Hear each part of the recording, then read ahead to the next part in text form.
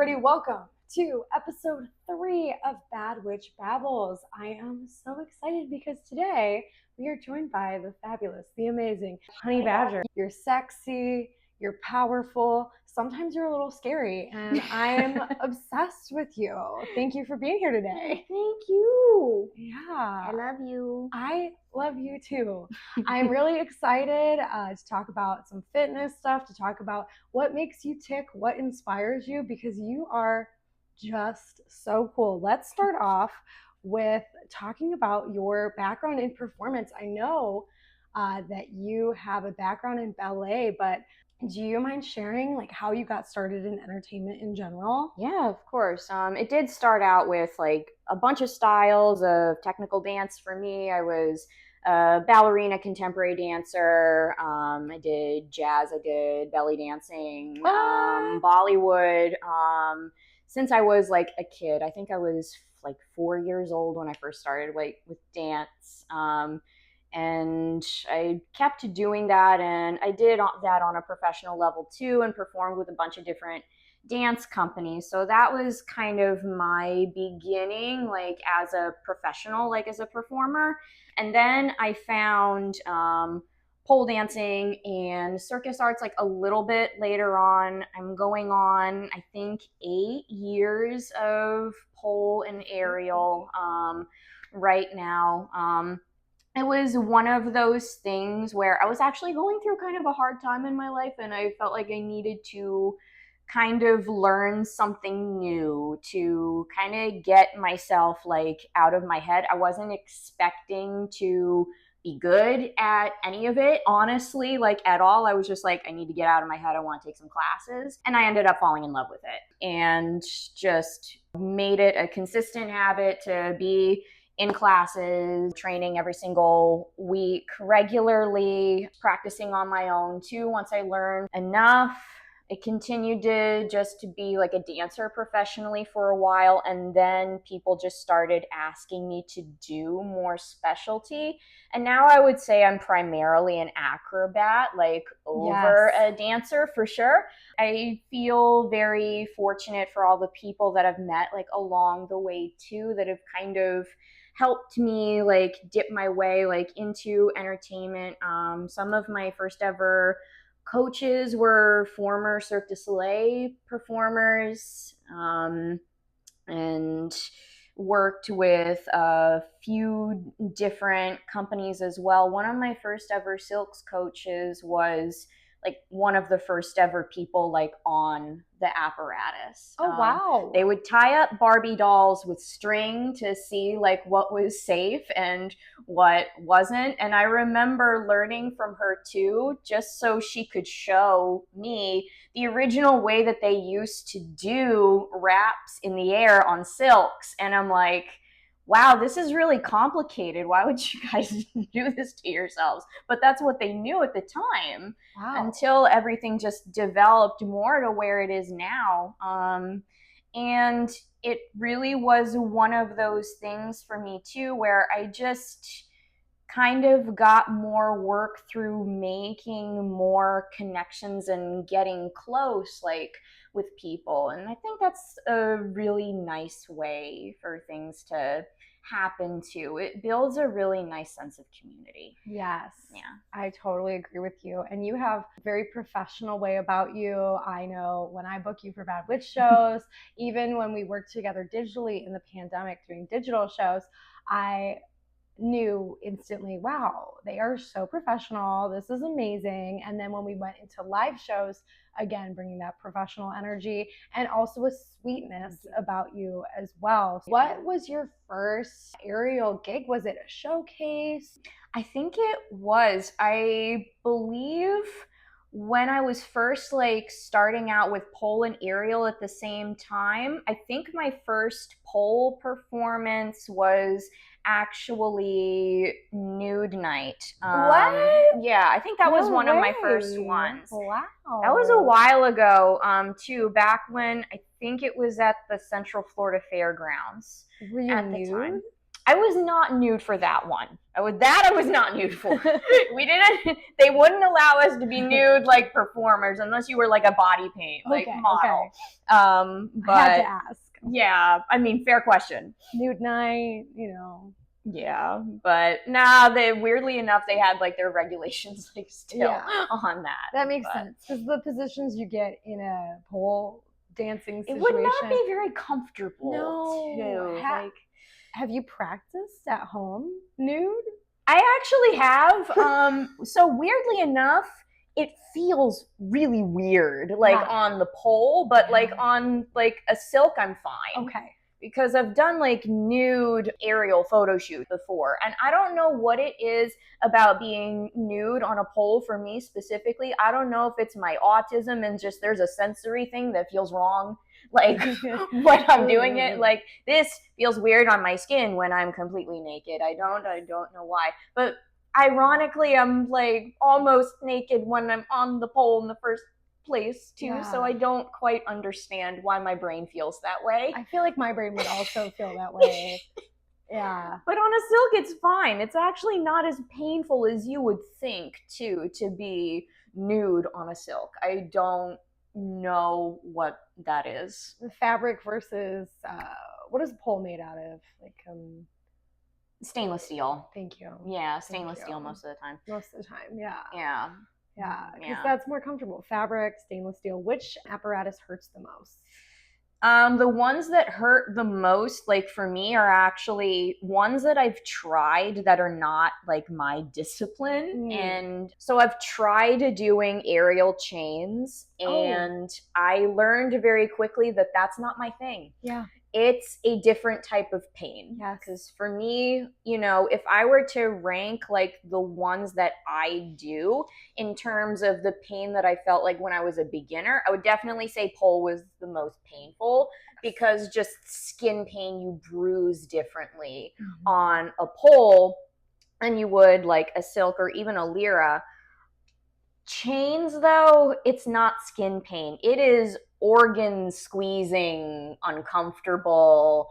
Wow, this feels terrible pain.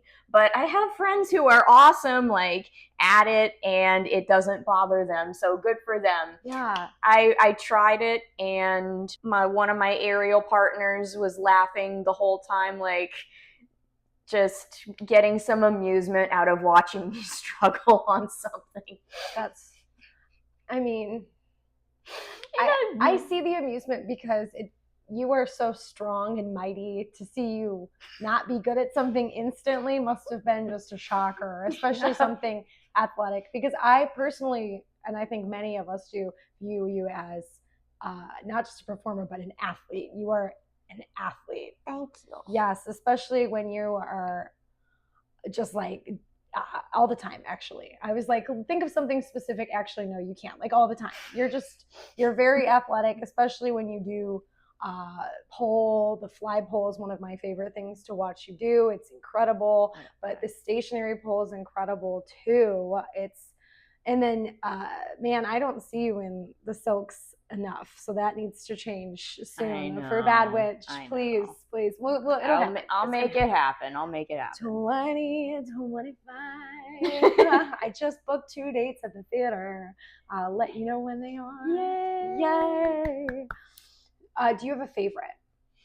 Pole is my baby. Yeah, I would say, because that was the one I started first, and I started learning more things on first. And I can't describe it too well, but there was just like something about it that my body took to very naturally. Like I love all of them. Like I love being like on a silk and, you know, on lyra too. But there was just something about being on a pole and the way that I could move like around it and in my head figure out my own signature things on it that just felt refreshing to me.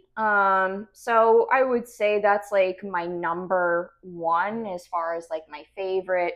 And then silks comes in like a close second because of just like my history and like people who've coached me on it. Barbie dolls being wrapped up and yeah, Barbie dolls being wrapped up. That's so interesting. I love that. You mentioned that you got into pole when you were in a transitional period of your life, kind of a hard time. What about pole kind of turned that around for you? Was it I feel like pole is very empowering. Did you kind of find like a new sense of self through that more sensual art form? It actually, that was a huge part of it for me, because I was going through something in my life at that point where I felt like I needed to kind of get in touch like with my sexuality like again, and that did help bring that out of me quite a bit. So getting into pole really was initially like about that even more than the acrobatic aspect of it. But me naturally kind of having like a gymnast build like anyway, I feel like I naturally like went that route too. So I figured out just ways to kind of make it my own, and that made everything even more like empowering. Like I can make this me, like yes. I can make this signature. And I think that's kind of, for a lot of people, like one of our favorite things as performers to find. Yeah. Too, you know, like when you have like your thing that's you. And that's definitely exciting. pole for you. Yeah, it's pole for me. The glasses came off, everybody. Honey Badger revealing your real eyes, your real human eyes. I really love that pole helped you find yourself and find your way. Did you do gymnastics or anything like as a kid? For a short period of time, it was mostly dance. Okay. For me, I did do gymnastics a little bit though, but I couldn't really honestly remember too much of like what I learned from it, to be honest. I feel like I just kind of like, as I was kind of getting more into dance and more into being a professional and choreographing more on my own, I kind of found ways to like add more gymnastic like things and more acrobatic things into it later on. But it was interesting because I also very much was into modern dance, like a lot. So it became like kind of more of a very experimental like type of movement style, like for me, very heavily based in like improv, and also very like classic like modern dance, which like I've retained like some of that like information, but as I was like graduating college and going into like choreography comp, it felt like all of like the things that we've been taught just kind of went out the window, just being introduced into like new movement exercises and all of that. Because you don't necessarily have to make something super hard for it to catch people's like attention. Oh, correct. I think that's one of the cool things like about burlesque to me too, is it can kind of be all over the spectrum. Yes. In terms of like the difficulty or athleticism like of what you're doing, because really it's more about the storytelling. Because at the end of the day, you can have like all of like the tricks and athleticism, but if you're not showing emotion or conveying like a story, you lose the audience's interest.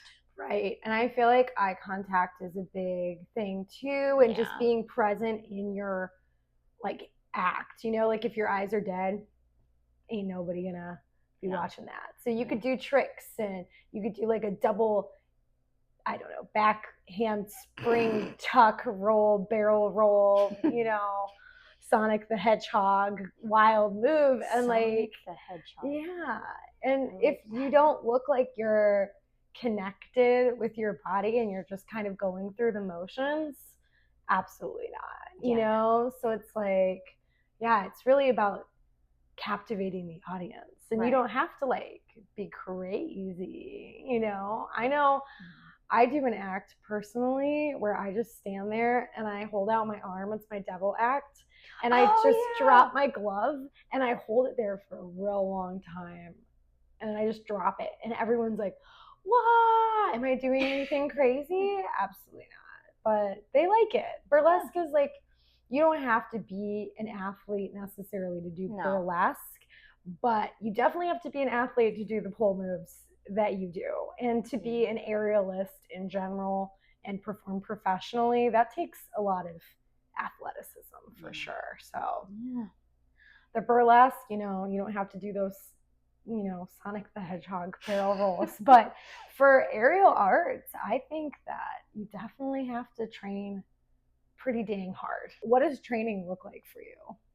So I am pretty scheduled at this point. Like, I will map kind of things out like a little bit in my week with, allowing like some wiggle room because, sometimes just different weeks you feel different and things happen.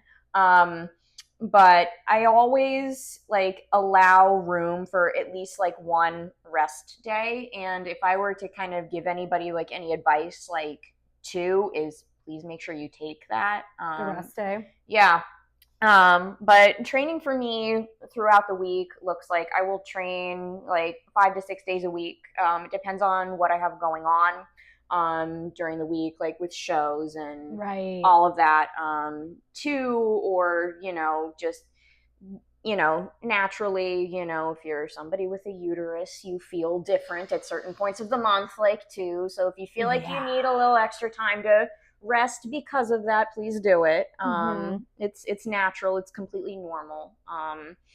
But I also implement like a lot of cross training like into like that throughout the week, because people will ask me a lot if I do anything else like for a workout outside of training on pole and doing aerial, and I do. You do. I do quite a bit. I've come to really love lifting weights, like as a form of like cross training these days. I could go to the gym and use just the lat pull down machine for a whole hour, and just switching out like the handles and the grips. And I do a lot of like additional strength training, and you can go just to like the gym to do that. And two, I do run, but I'm mindful like to not overdo cardio.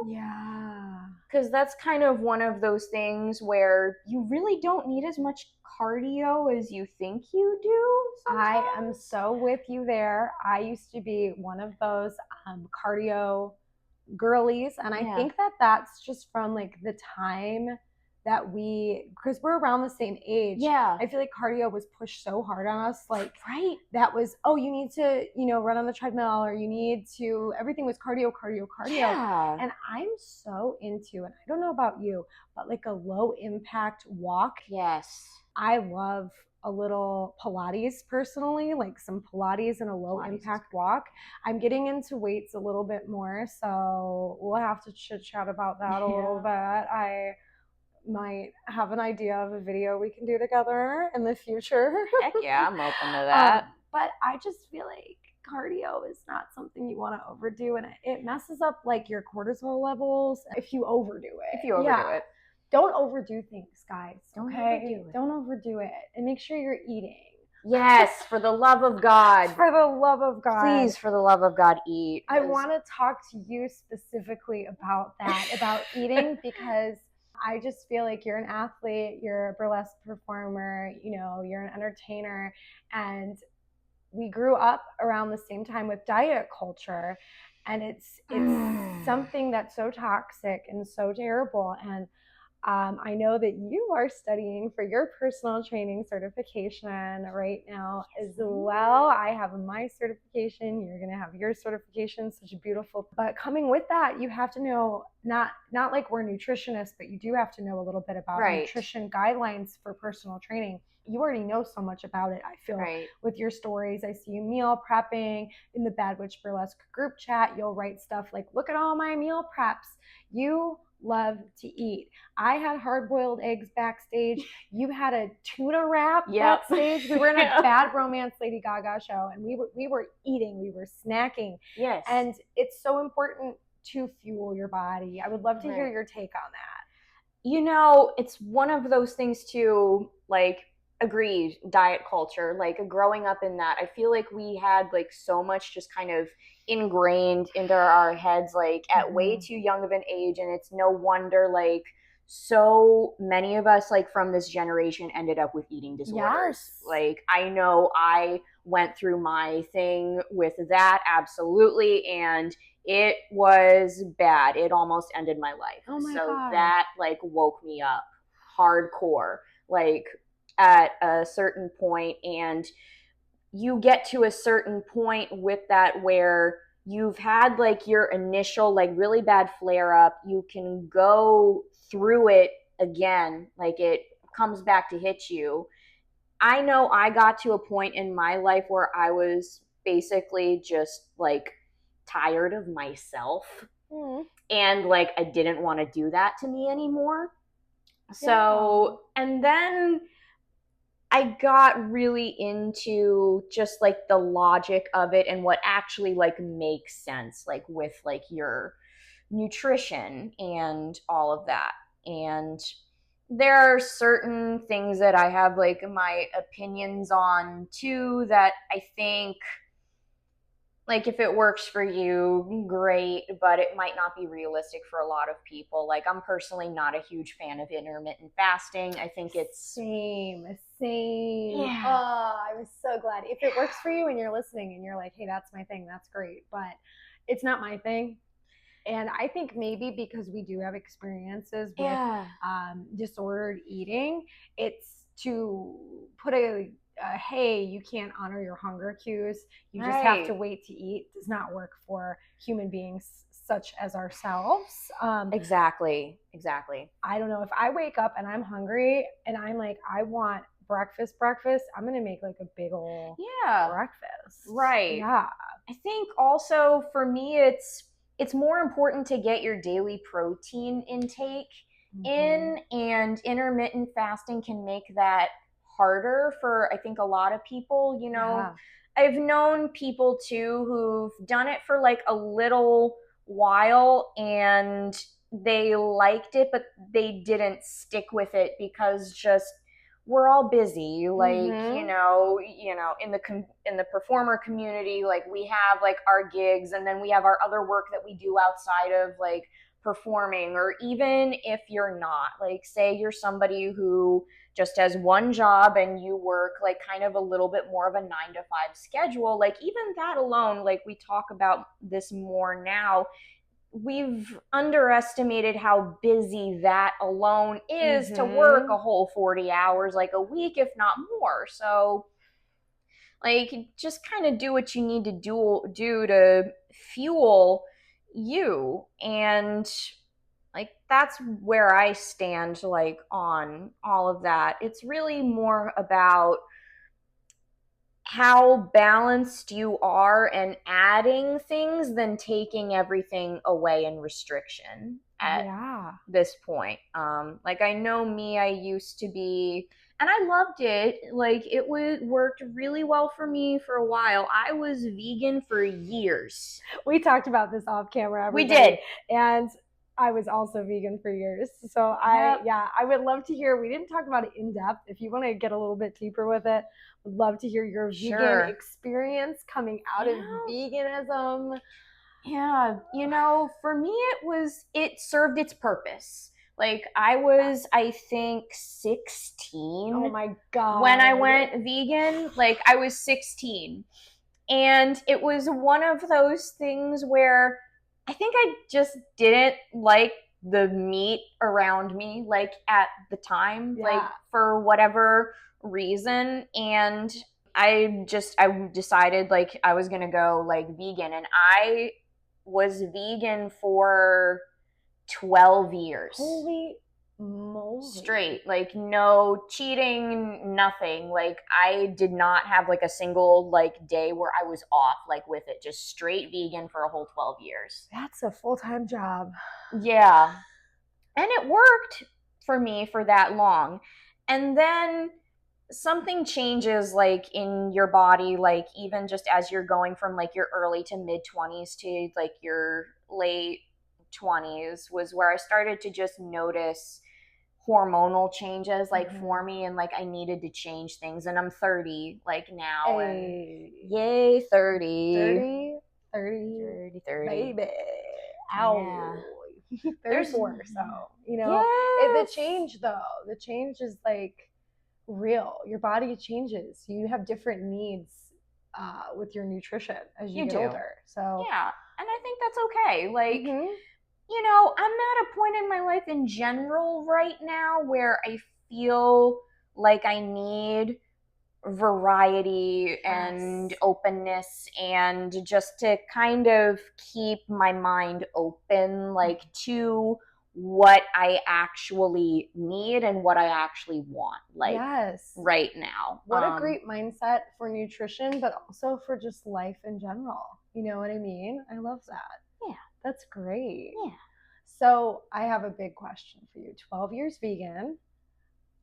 Did you get, everyone says like you'll get sick if you start eating meat after a long amount of time. For me, I was only vegan fully for like a couple years, and I would mess around. Like eggs and I had a little affair, you know what I mean? Right. Like I was not 100% vegan all the time. Yeah. Like, I know Jada Blaze and I would talk about this because where were we? We were at a restaurant. Yes, you were there. It was for my birthday, and she talked about this to me like in the car too. Really? I think on the way over.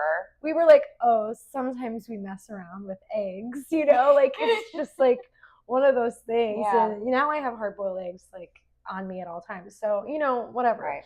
But did you get sick? Because I didn't. Nope. No. Not at all. What was your first thing that got you, like, what was it that got you like, I'm eating meat again? What was your meal? I started with fish, actually. Okay. Like, I think I did too. Yeah. It was one of those things where it's like, okay, this is something that's supposed to be really good for me. Like, it's a great, like, lean source of, like, protein for me. And I was very scared, like, at first, because I seriously thought my body was just going to reject it, because I hadn't eaten fish, like, in, like, at least 12 years. Yeah. So, and then, you know, I just started eating it, and I'm like, oh, I'm fine. I'm fine. I'm fine. Sure you weren't like a bear in like a lake though, just like straight eating a fish. What was the meal?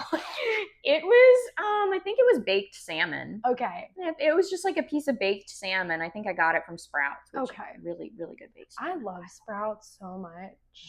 Yeah. Such good. Oh my God. Well, and it's just like a vibe. They have good music. They have good, like, I love Sprouts. I love Sprouts. My favorite's still Chamberlain's. You know, I don't shop at Chamberlain's. What do you like about Chamberlain's? There's just kind of something about like the more local like vibe kind of for me, because it's essentially it's a local chain. Okay. It might also be a convenience like thing like for me too, just for like where I like am like in the Orlando area most of the time. But I've kind of been able to find some things there that I haven't been able to find other places personally. And just, I don't know, the people are nice, and they start to remember me after a while. I don't know. I love a grocery store. That's a fun fact about me, is I'm like a grocery store nerd. Like, I love grocery stores. You too? Yes. Oh, I love that. What's a fun fact about you? I shared a fun fact about me. I love grocery stores. I'm like a grocery store nerd. What about you? You might have already like heard it already, but sometimes I snort when I laugh. Oh, I've heard that since I think our first conversation on FaceTime. And I was like, I love them so much. I've made friends just through my snort laugh alone. It's just so cute. It's so cute. See, there it is. It's so cute. It's just, and I love it because it's so genuine. You know what I mean? Like, it's just cute. It's so authentically you. You know? Yeah. It's so cute. Oh my goodness. Yeah, I think it was our first FaceTime chat fun fact, we chatted on FaceTime during 2020. You were part of, I think, the last digital Bad Witch show, I think. No, actually it was 2021. 2021, yeah, so it was the last one because that's when we were phasing out the digital My shows. first show with you guys was the first ever Tease of the Tarot. Oh my gosh, why did I feel like you've been around for so much longer? I mean, you've been around for a while now, but in my head, I just pictured you like in the pandemic with us, and now I'm thinking about it, and you're right. Wow, I put you in my mind as like, yeah, you did the emo show though. I did do the emo show. Yeah, and that was a fun one. was in 2021. Polly Poison and I were talking about this when she was here. Everything from the pandemic is like such a blur. Like the timeline is just like a wonky time. My goodness, yeah. I mean, when you don't leave your house like for that long. Did you train a lot though?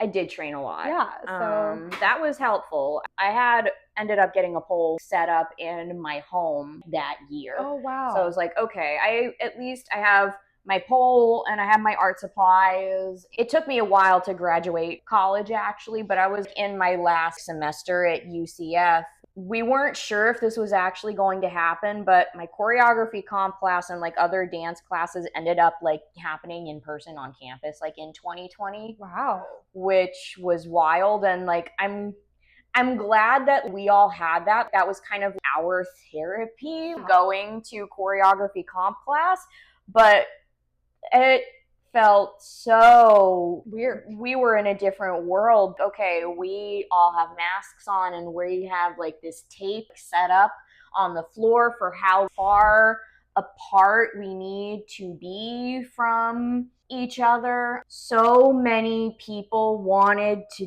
do their final exam pieces on the pandemic alone for like their choreography concert. It's just like a plague mass. Yeah.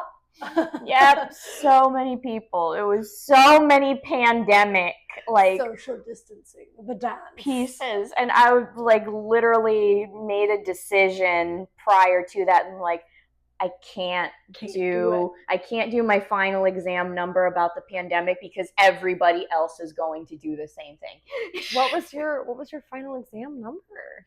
So mine was, I actually did a very personal piece though about relationship abuse. Oh my God. Wow. That is a part of my past history too, and I had this idea to do a number on it for a while. I'm very inspired by using color and symbols as concepts too. So I don't remember the choreography exactly in what I did. I have it on video somewhere, but I incorporated a very long teal ribbon and a very long purple ribbon into it. Purple is the domestic violence color for the ribbon, and then the teal ribbon is PTSD awareness. Oh my God. That was a very like emotional experience, kind of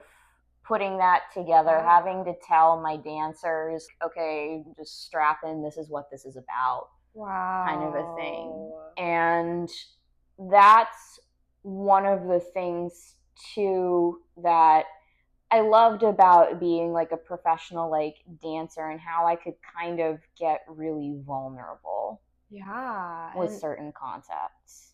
For you to do that and take such a horrible experience, I'm so sorry you went through that, but to turn it into art is so powerful, and I feel like that's you taking your power back. I'm glad that you were able to take something so terrible and turn it into something beautiful. You're such a beautiful human being. So thank you. Glad that you're here. And I'm glad that you are able to share your art with pretty much the world now. What would you say to your younger self as a piece of advice with everything that you've experienced now with performing and the world in general? I would say one, slow down, because, you know, it gets talked about like a lot in the mental health like community, different ways that PTSD like can show up. Obviously you have like the fight and flight, and then there's also like fawn and freeze, and for me my default was flight, and I was just like constantly running around like to different things, like trying to like make myself like way too busy like all the time. Like I'm busy now, but I would go out of my way to always constantly have something going on and never stop. And that is not sustainable. Like in the long run, you stress yourself out, you get sick. Like that's one thing I would tell my younger self is slow down. Please don't like burn yourself out while you're so young. Yeah. Because I mean, hustle culture is a little over glorified, like to these days anyway, because your body does need rest. But another thing I would say to my younger self too is because it's about, being honest, but also try to be like gentle, like with your honesty is just it's going to get better. It's not going to get better as quickly as you want it to, maybe, but it does get better. It's just, it's going to be some hard work and require a lot of like soul searching. Because I think there are things that we can pull from our younger selves. Like we can give our younger selves like credit for like certain things while also realizing like we haven't like fully bloomed yet. And that's okay as long as you are like in some form still moving forward, even if it feels slow, like a turtle. It's still forward motion. It's still forward. It's still forward. Like some days are gonna be rougher than others, but it's still moving. I love that. That's very powerful. Thank you for sharing that with me. Thank you for sharing that with everybody. There's a lot of budding new performers in Central Florida. We have a couple different burlesque schools and classes that circulate. So with new performers and a new group of, there's aerialists and burlesque dancers, what's some advice that you would give to them? So different pieces of advice, like for new performers in general, regardless of whether it's like burlesque or aerial or pole. And this kind of came up in conversation not that long ago, like too. I'm just kind of like thinking about it now, but while variety is awesome, don't be afraid to kind of like find your thing. We were already kind of talking about before. Really find what you like. Also, just don't be afraid to be selective over who you're choosing to work with. I think that's just a good general rule, like for anybody, just make sure the vibe, checks out with, your producer, your castmates, and all of that. Because, something might seem like a great opportunity, but you do need to read like the fine print and know like all of the details. And also, I think it's safe to say, like, when you're newer, or like when all of us were newer, coming up with concepts and choreographing felt slower, and like it's so easy to overthink that when you're new. I know I did, like hardcore, and that does get better. It does. You do get faster. You also kind of get into a habit like where, you keep building up your resume and you keep building up like what you're doing, and people want to hire you more. You will kind of be forced to get faster a little bit, because it's like, oh no, I'm being booked for all these things now. I got to come up with this idea fast. Or like you get a last minute booking. Like you never know. Sometimes. But especially if you're submitting new concepts for acts. Well, you better. I have advice that I would like to add to that. If you are submitting for shows and you're new and you're building up your costumes, it's so good. And I learned this with experience, to have bases that can go with multiple things, like lingerie that can go with this costume and this costume. You know, my Phantom Manor act is so niche. Oh yeah, I love that act. Thank you. But it's so niche, and the lingerie is the same lingerie for Chuck Yes Juliet. Oh, okay. Which is a little bit with emo music more popular. So it's like a little mix and match. My jewelry, I mix and match, like my necklaces. That's huge. Mix and match things. Now, there's going to be some costumes that are like, this is the red costume, and I don't really That's very mix true. or match those pieces. The Bride of Frankenstein, I'm not mixing or matching. Right. Yeah, but having some neutral pieces, I feel like, is so important, especially if you want to do classic too. So that's the little like piece of advice that I would sprinkle in there is like, work smarter. Not harder, you know? Yep. I'm the same way with that too. Like, same thing for me. Certain things, it's like, this is the costume for this. I can't really mix it. Like my Chucky act. There's no mixing that rainbow torn up shirt with anything else, and the orange wig that I would never wear just out for the fashion. Chucky number. We're gonna put a picture right here.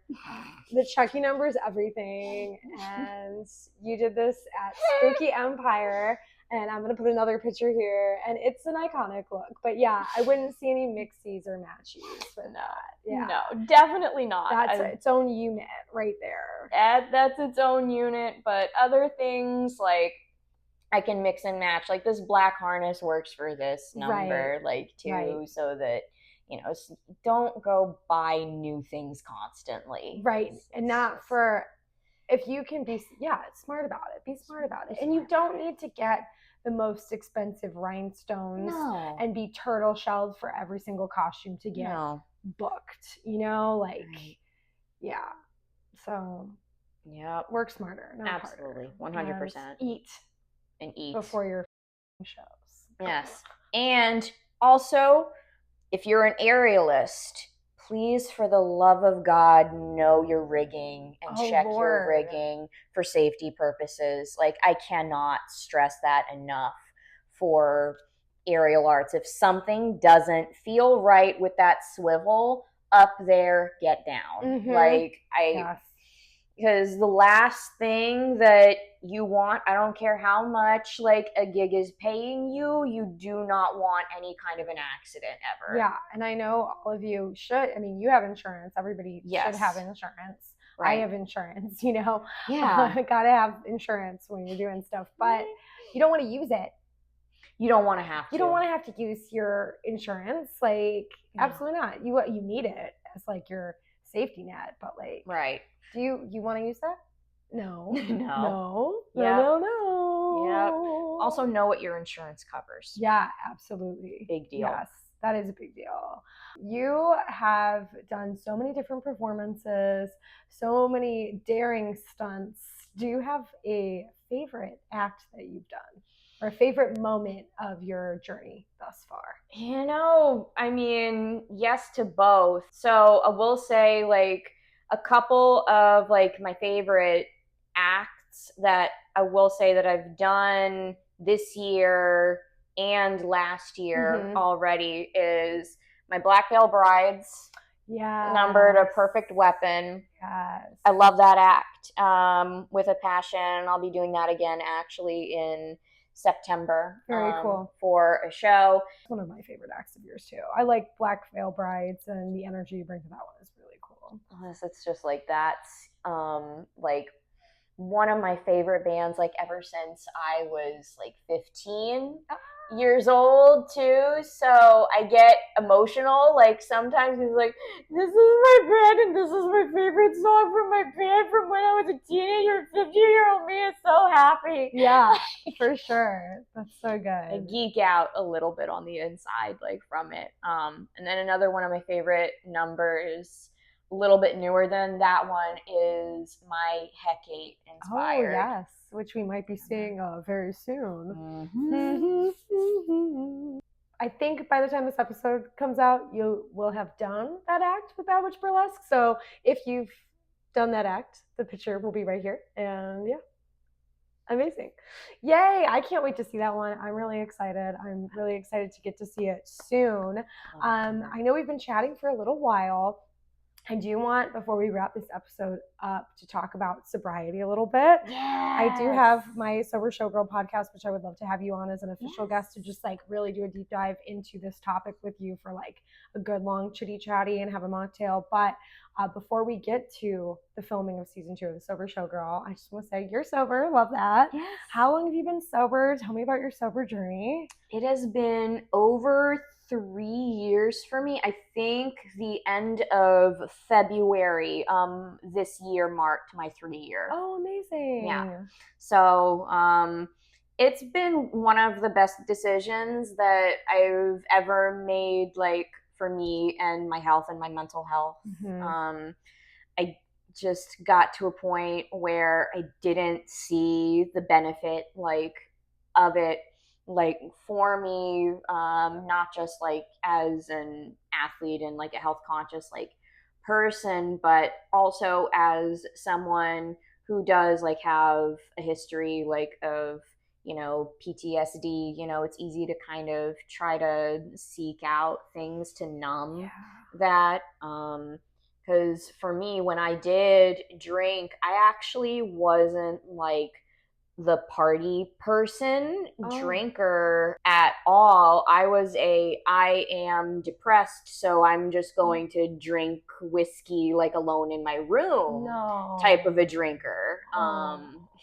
It was tough, you know, and I, you know, knew people too, like at the time who had more refined tastes, like when it came to alcohol, and they didn't, you know, have any issues with, you know, limiting their intake of it really. So it felt a little bit more justified, I guess, like for that reason, just because it was more like everybody's top shelf liquor and, you know, things like that. You know, you get into like the production of alcohol and like how it's made and all of that. And that did like interest me and like the science like person like in me for a while. When I, you know, at one point moved away from like a lot of friends and all that, and it felt like I was just on my own and isolated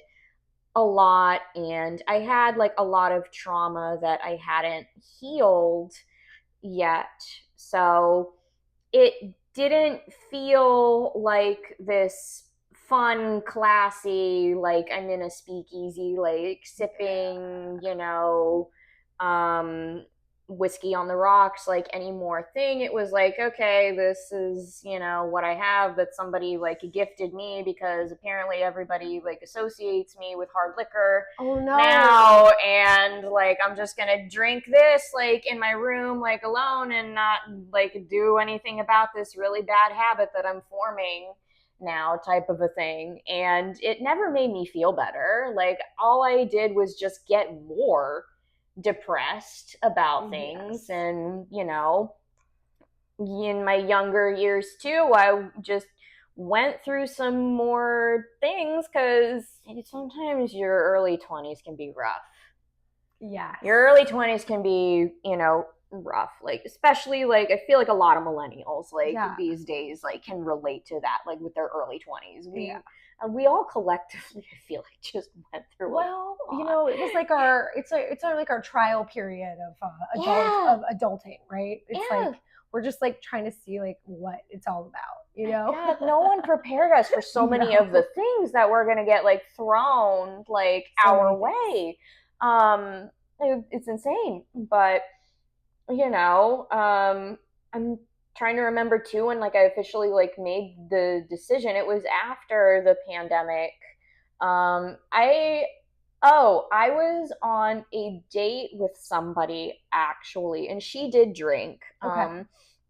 But she was, you know, kind of trying to look around like the menu and like try to like order a lemon drop. But we were on like a brunch date at a place that didn't serve hard liquor.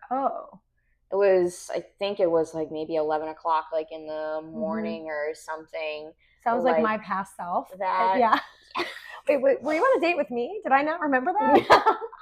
Unless you just poof turned into a lesbian at that time, I don't think so. Yeah, no, it was not me, but it sounds like me. Yeah. But yeah, it was kind of one of those things where I had to look at a habit coming from somebody else Yeah. to really like reflect on that and see where it was coming from, like with me, and how it was different. Yeah. And that was kind of just something that like clicked in my brain, to also just something with my taste buds. Like I stopped liking the taste of it too, which was fantastic. And I was like, yeah, I'm just gonna not do this anymore because this sucks and Amazing. I don't want to anymore. Like, and then the next thing I knew too, it's almost like so many other people I knew started collectively going sober at like the same time, and now 95% of my circle at sober. least is completely sober. And I love that for all of us. Aren't we the luckiest? Yeah. We truly are. We're living such better lives now. It's wonderful. The sober showgirl dreams. Yeah. Yeah, there's so many people who are just like deciding that alcohol is not for them. It's funny that you said people would gift you hard liquor, because people would gift me champagne and wine because that's what they associated. Like champagne was like a personality trait of mine. So it's interesting you say that, because now I look at us and I'm like, I can't even picture us drinking like at all. So we've come so far. I'm proud of you. I'm proud of me. I'm proud of both of us. And I'm excited to dive even deeper into that topic with you, with the sober showgirl, and like a condensed version, because we'll dive deeper in the other podcast. Right. So stay tuned for that, everybody, when season 2 comes out, because I definitely want to chat with you about that. What would you say as like some advice to navigate, because you do pole dancing and you're a part of nightlife entertainment. So what would be your take on advice to give to someone who is maybe, working at like a club or doing nightlife, like go, because I know burlesque is, I've talked about burlesque on my show before. Right. And oftentimes, yes, you are in a bar, but in the theater settings, typically I feel like we're not really around alcohol, even if the theater's selling alcohol. Right. It's like sometimes you'll see a performer get a drink, but I don't know. It's not like you're in a bar. I know there are some bar shows, but a club and like a go dance environment, I feel like are so different. Yeah. So I would love to hear your maybe advice and takeaway for people who are trying to get sober or already sober and they're in nightlife, entertainment. Right. Yeah. And I mean, naturally, you're going to have like your breaks in between like sets when you're doing go and like anything like nightlife, to for when like you have your breaks. Like I think if you can like keep like a certain set of items like on you that kind of help like self-soothe a little bit. That's a great idea. Yeah, just like keep like something, in your bag. Like you can either make it as simple like as you want, like this is like my self-care, like sobriety, like stuff that I just like put like in a little baggie, or you can get creative with it and like make like a little box, like with things too. That's also kind of like a fun idea. I've done that like a couple of times. What a cute idea. It's like a little emergency kit, little sobriety. Yeah, because too, this is like when you're neurodivergent, like too, like you have your sensory box. And one thing too that's interesting is problems with addiction can be more common in people that have ADHD and are on the spectrum. So maybe instead of the alcohol, like thinking like you need like a drink, maybe you just need something that like soothes your like sensory issues that might like come up like for you, just like some comfort items, like to keep that on hand with you. Another thing too, and this is going back like to diet, one thing that gets talked about like a little bit more is a lack of protein can like cause certain cravings. So keep high protein snacks like with you. Because getting your protein intake in can actually help curb a lot of those cravings. Yeah. Catch us at the shows backstage. We're not drinking wine. We're not drinking beer. We're not drinking whiskey. We got a hard-boiled egg and a tuna sandwich. And a tuna wrap. Tuna wrap. Yeah. I love that for us. We know how to party, okay? We know how to party. I love that. Thank you for sharing that. I definitely am excited to chat with you a little bit more about sobriety in the future. Yeah. To wrap up this episode, because I feel like we've been chatting for a while, I wanted to ask you, so you're a busy little bee, and you are just buzzing all over, and you're doing pole competitions and, you know, pole shows, and you're here, you're there, you're everywhere. What are your goals and your dreams for the future? What are some things that you want to accomplish? You know, it's changed like a little bit for me, just like as I've learned more as a like professional. I've gotten a little bit more flexible with all of it, but you're flexible, all right. Sorry. Go on. You go on. One of my goals, like a more concrete goal, I would say still is because right now I am like all over the place and working with like a bunch of different, you know, companies and doing gigs as like an independent like performer, which is fantastic. Yeah. But I would also at some point love to be like a full-time performer in a residential show, and just have that like, okay, that's like a set like thing that I do like 5 days a week. Yeah. That would be like fantastic. I would love that. So that's definitely one for me, but I don't necessarily want to stop doing like all of my own like individual like things too. Right. So I guess balance. Yeah. Just building more upon like balance and having a balance set like that too. Like I've incorporated this like as my job, like being a full-time like performer in a residential show, and I still get to do your other things, my other like individual things. So that's definitely something for me. I have my shows and companies that I know I would love to work for. What's the top one? Spiegel World Entertainment. Oh, great. Hands down. Yeah. You hear that? If you're listening, hire the honey badger. Please. Sweet Lake Honey, Fierce Lake Badger. Yes. If you know anyone that can get them on and you're listening to this, you know, your Instagram's going to be in the description. So just DM and, you know.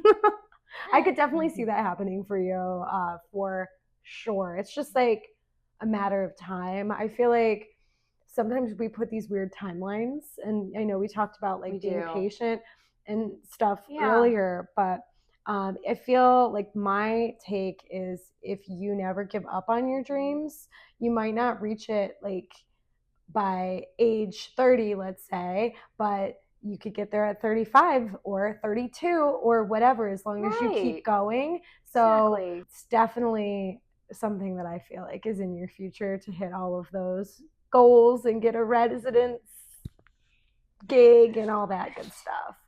That's amazing. All right, well, we've been chatting for quite some time, and I could talk to you literally all day and about all things fitness and sobriety, and talk about your athleticism and your pole dancing in the burlesque community. However, I don't know if we have time to do a 3-hour podcast today. So before we wrap it up, is there anything that you would like to share with everybody listening?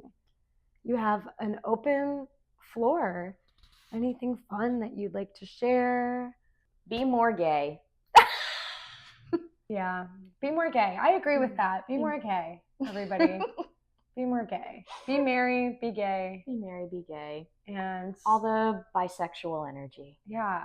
All right. Well, thank you for coming on the show. I can't wait to do more creative things with you in the future. I wish you luck on your personal training and with all of your goals and dreams in the future. And I'm so excited to just be your friend and watch you do all your things that you do. It's so cool. Thank you guys for listening and hanging out with us. We love you. Catch us together with Bad Witch Burlesque, and sometimes we're together with different productions too. For a lot of things. A lot of things. Just a lot of things. Yes. And follow Honey Badger on social media. Your will be in the description. We love you guys. Thanks for watching. Mwah.